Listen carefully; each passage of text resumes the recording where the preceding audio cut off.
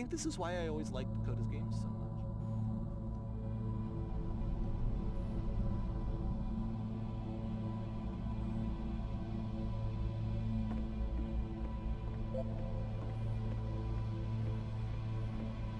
So first off, I'm sure you can deduce this, but this game is not connected to the internet. All of the notes that you're gonna see have been written by Coda.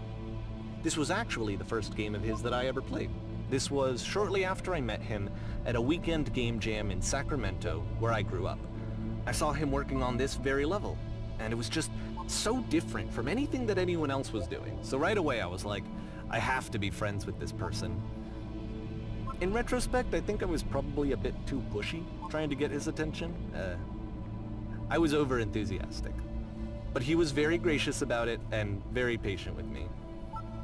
And I cooled off eventually. Oh, feel free to skip over any of these notes if they're not doing anything for you. Nothing extra is going to happen if you read all of them. Either way, to me they convey a sense of loneliness. I see this person who's filled with thoughts and feelings and beliefs and has no way to express them except as scattered and unheard voices in a game that wasn't meant to be played.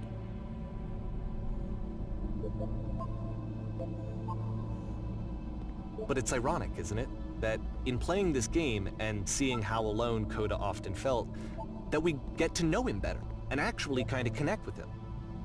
And I have to be honest with you, this idea is really seductive to me, that I could just play someone's game and see the voices in their head and get to know them better and have to do less of the messy in-person socializing. I could just get to know you through your work. I think this is why I always liked Coda's games so much, is because it felt like they let me have that connection. I felt as though he was inviting me personally into his world. And then I feel less lonely too.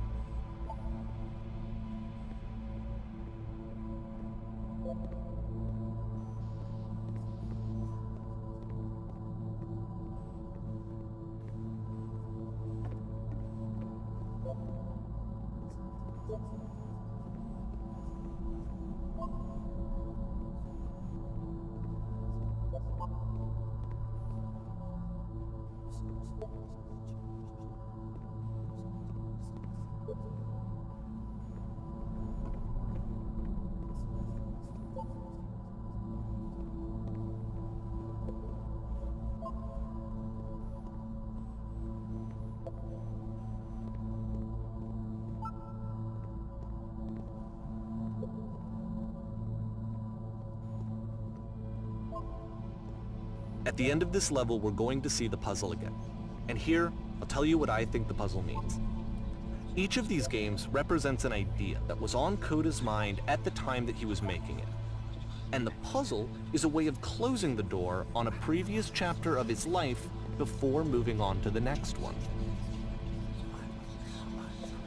In each of his games, after exploring a theme that, he might find difficult, Coda can then place this puzzle that he knows has a reliable solution, he understands exactly how it works, and so it gives him a simple mechanism for moving on.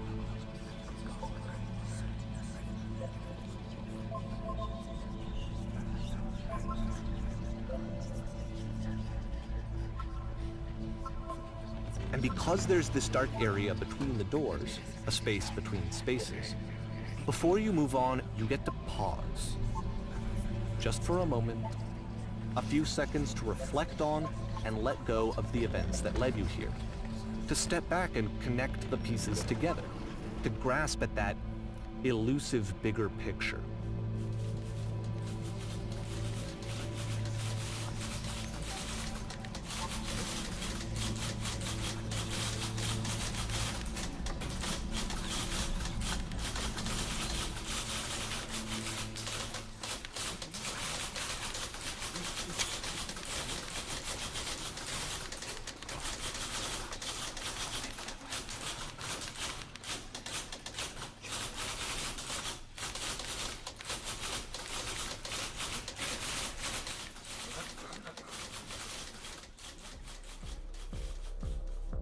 Okay, this one is tough. It's gonna kind of just spin its own wheels for a few minutes. Hang with it.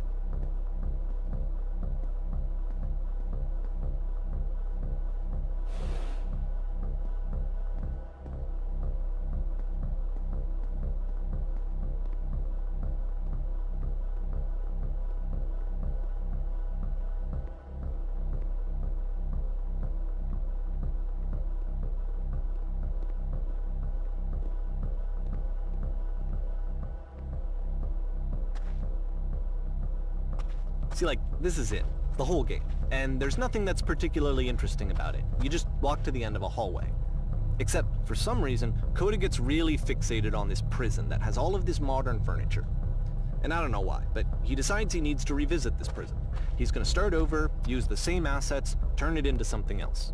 Okay, cool. Here's version 2.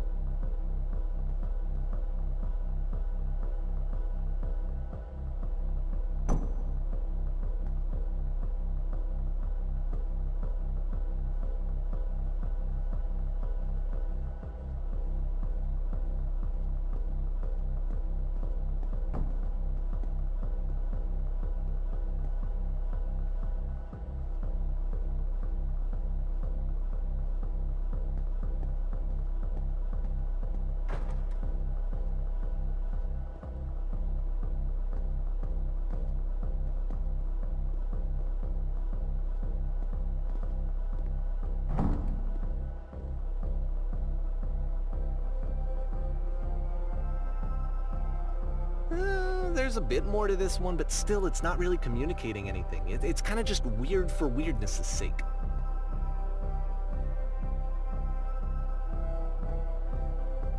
So okay, he throws it out and starts over.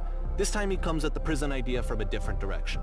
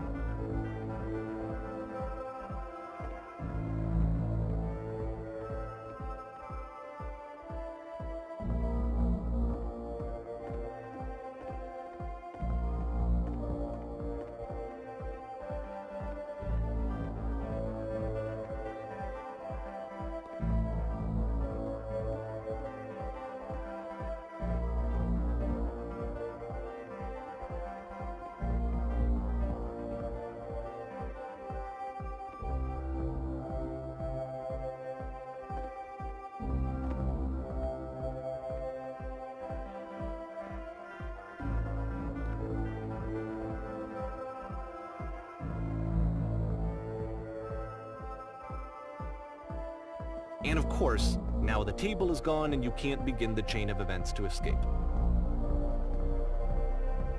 Here's a version where there are no bars, but you can't actually get to the well. And then a version where the inside of the prison is the outside and the outside is the inside. Let me just blink you real quick through a few more of these. I mean, he really unloaded on this prison idea. There's nearly a dozen of them. Personally, I think it's awful to watch this, to see a person basically unraveling through their work. And for what? Like, at what point do you just go, maybe there are game ideas other than this prison that I could be working on? But Coda doesn't have that voice telling you to stop, that particular mechanism of defense against yourself. Without it, you just spiral. And so he keeps going and going and going and going and going, and then he hits on something. And he likes it. And that's it. He's done. He stops making prisons. This is the very last version of the prison game that he created, and the reason I think it works is that the prison is not actually in it.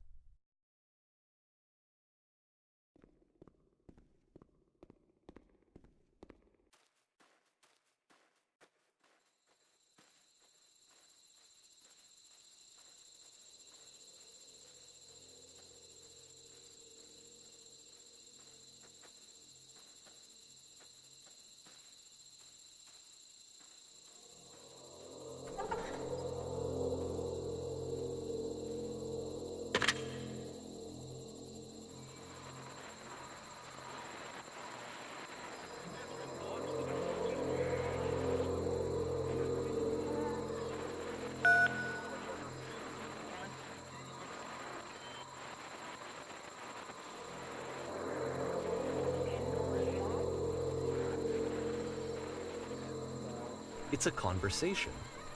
And so this is what Coda wants, is to be able to talk to someone, to share what's on his mind, and to get some good advice from someone who knows. But the irony is that even in this scenario, you're still talking to yourself. You know, all of these games so far are Coda talking to himself.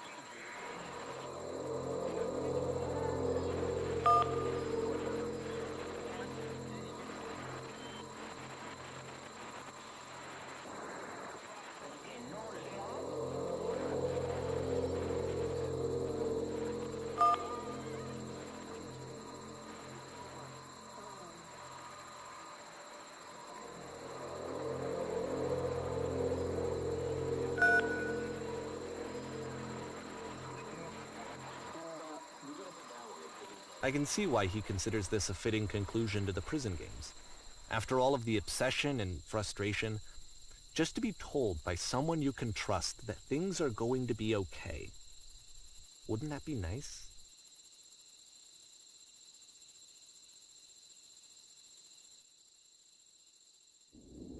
So what would it look like if Coda wanted to make a game about talking to someone other than himself?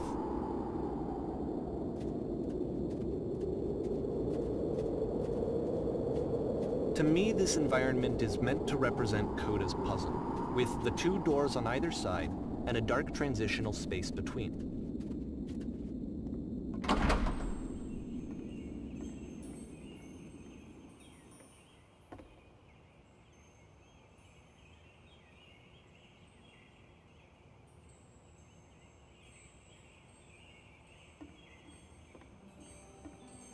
You'll notice that the quality of the art is a step up from previous games, including this new and improved chat system, which he started using from this point on. From here on out, he begins putting much more effort into the visual polish of his work, and this particular game took 2 months to create as a result.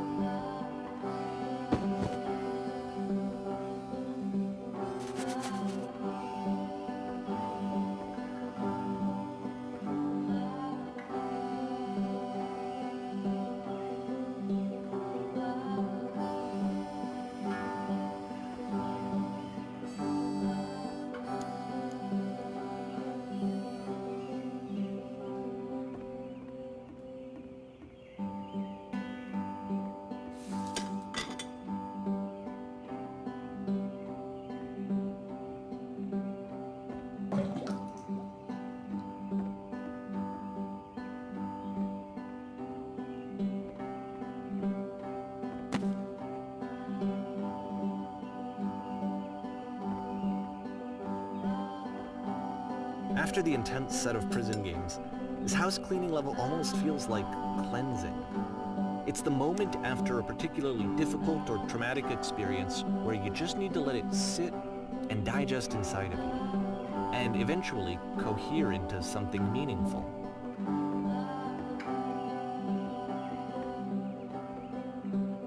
I know that Coda really liked this game. Of all of his work, actually, this was the only one that he called me up to ask me to come over and look at it. This was during a period of a few months where he was, like, grossly happy. all the time, just walked around with a constant smile on his face.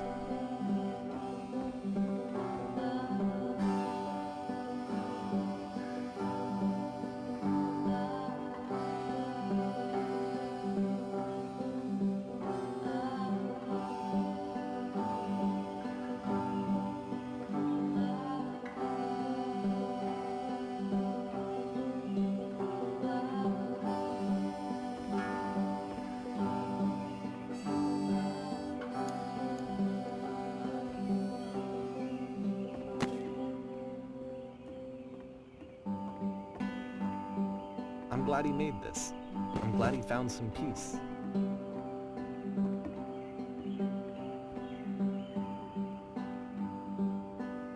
But, of course, it can't last. The music stops, your companion is gone, it's time to leave. The door at the top of the hill is now open as well. Again, you can't stay in the dark space for too long. You just can't. You have to keep moving. It's how you stay alive.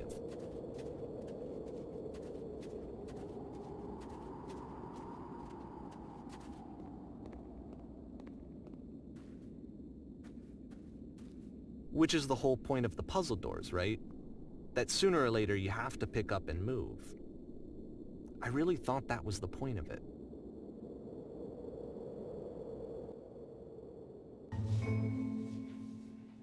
This one gets a bit goofy.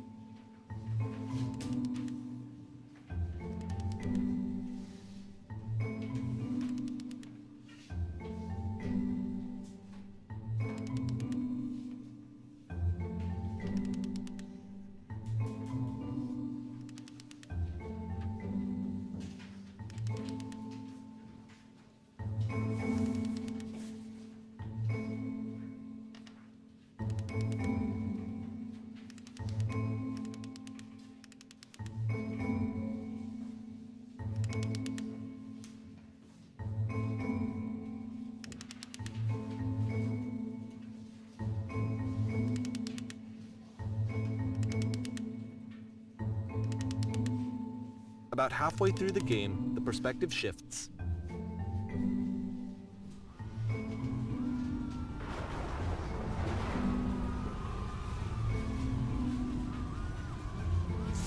And you play as the teacher. And suddenly, you discover that your teacher is just as bigoted and afraid as you are. Oh, and also you can move around the classroom now.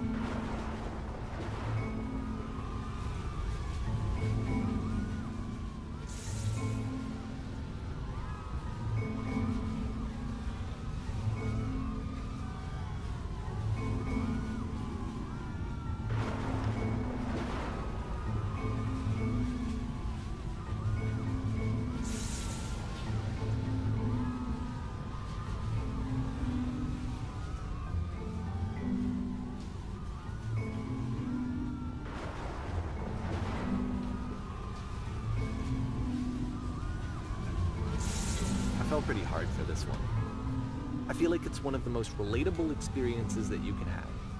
To assume that some other person is perfect and totally fulfilled in every way, and completely miss all of the little flaws that make them painfully human. I think about this game a lot these days.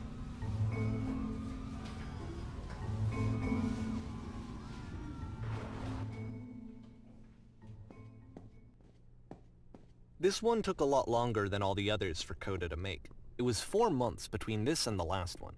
That's twice as long as it took him to make any other game before this, and it's not like it's particularly complex, so I remember I found that a little strange at the time.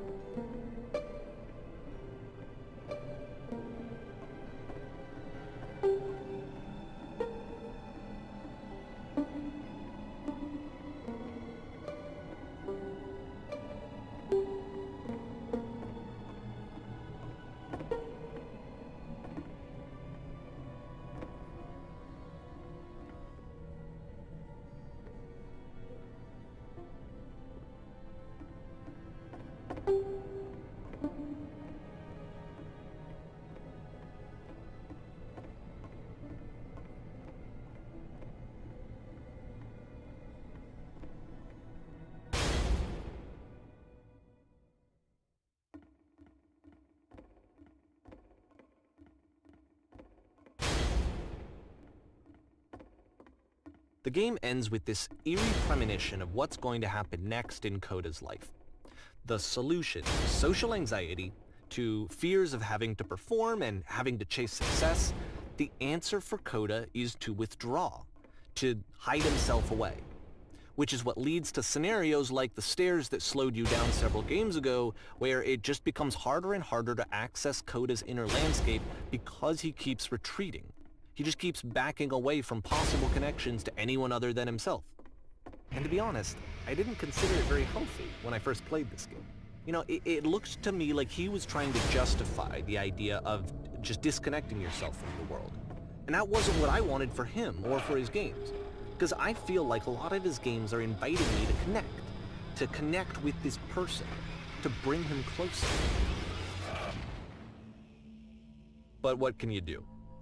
After this, Coda went off and took another 5 months to make a new game.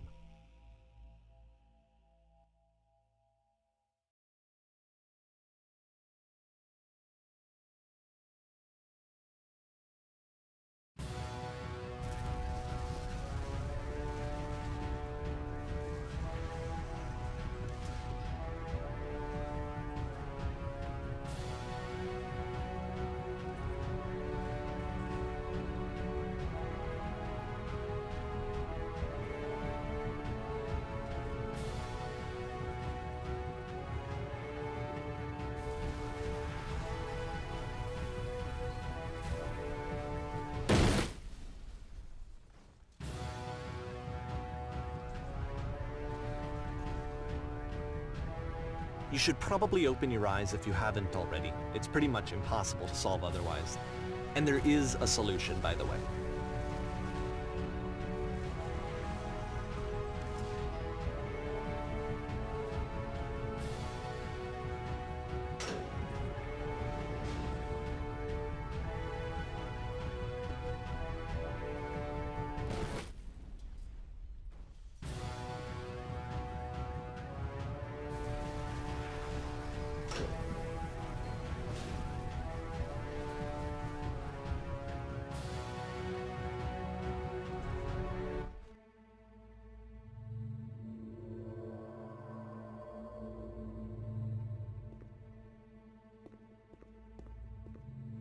Like I said, I was getting concerned.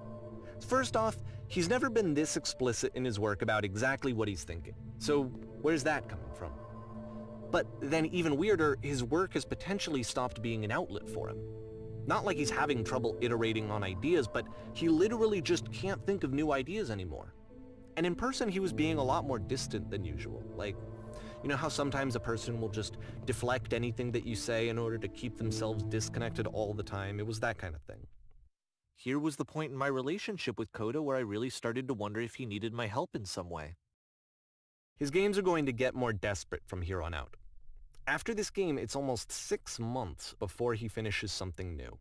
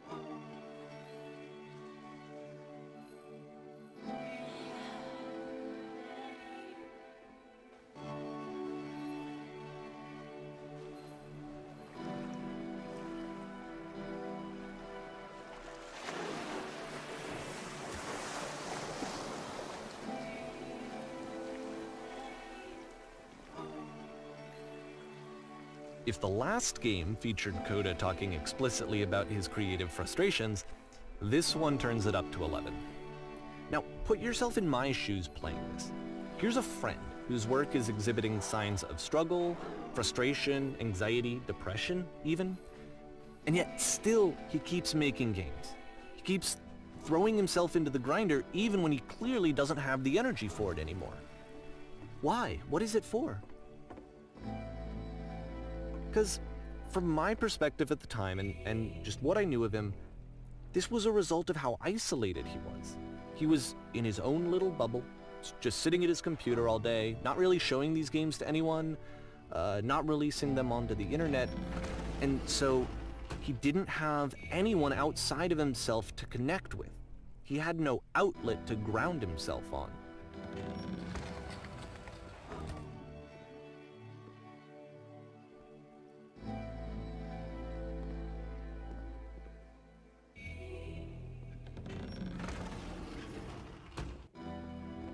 You can't talk yourself out of loneliness. It doesn't work that way. You can't be the one writing both the questions and the answers. Then there's no movement. Then there's no circulation. If all of your anxieties are being channeled into your work, then if the work ever fails, you have no backup and you're just going to crash.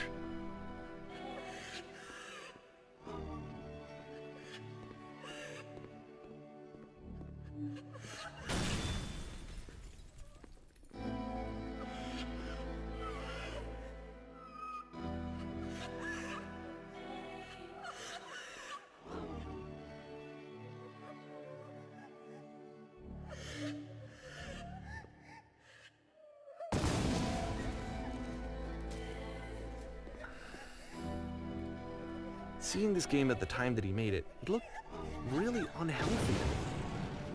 I was watching him do this to himself, and I hated it. I hated seeing him so trapped. It's like, video games are not worth this amount of suffering. This is someone I really cared about, and I used to get so much joy out of seeing him create.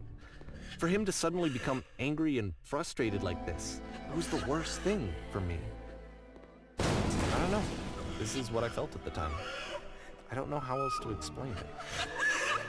I wanted it to stop more than anything. I had never felt so rotten. I needed more than I had ever needed anything for this to stop. But it didn't stop.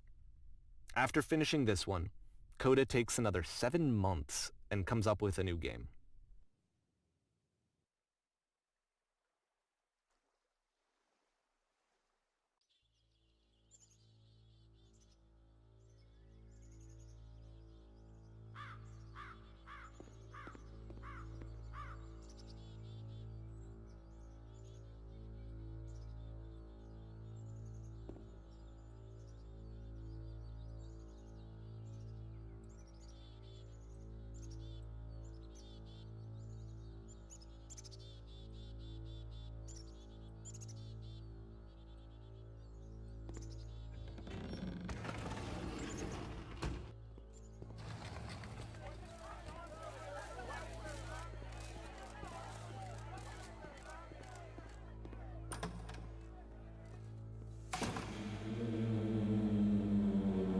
And of course, it's the machine.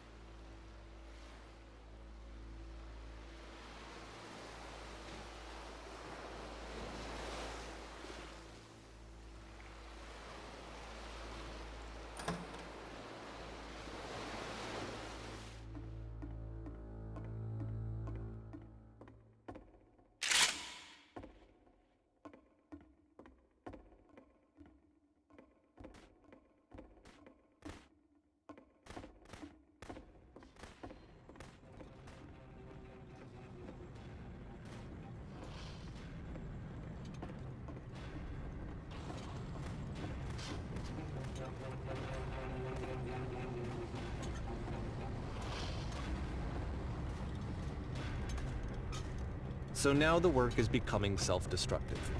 And I'll tell you, at the time that I first played this game, shortly after he made it, here's what I'm thinking to myself.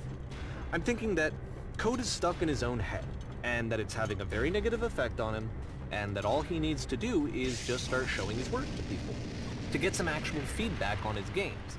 It might get him out of isolation. And so, as I'm thinking this, I realize that I could be the one to initiate it. Because it would never occur to Coda to start actively soliciting feedback, so what if I did it for it? If he could see the difference it would make to have more actual conversations with other human beings, would that bring him out of his mental spiral? Would it give him confidence in himself? Would it bring meaning back into his work?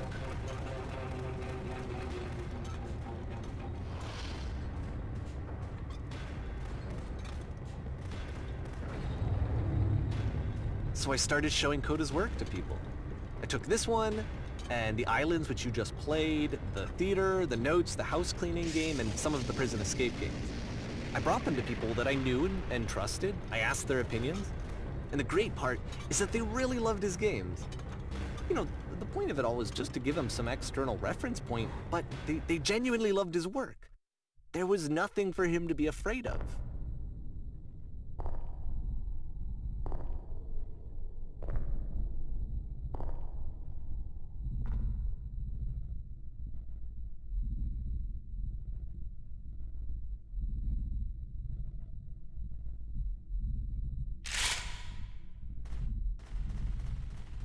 Can you see why I felt like this was the right thing to do? Because it's the thing that I always feel like I need, to be told that my work is good, that I am good. When someone really connects with a thing that I've made, when they see themselves purely in my work, there's nothing that feels better. And I got to give that very same feeling to my friend. I did something... I really felt like I'd done something good, like I was a good person. I felt like there was a friend who was in trouble and was unhappy and maybe didn't like themselves, and I could fix it. If I could give him this gift, maybe I could fix the problem. When they told me how much they enjoyed his games, it was the best feeling. It was the absolute best feeling. It made me feel so happy. So beautifully, beautifully happy.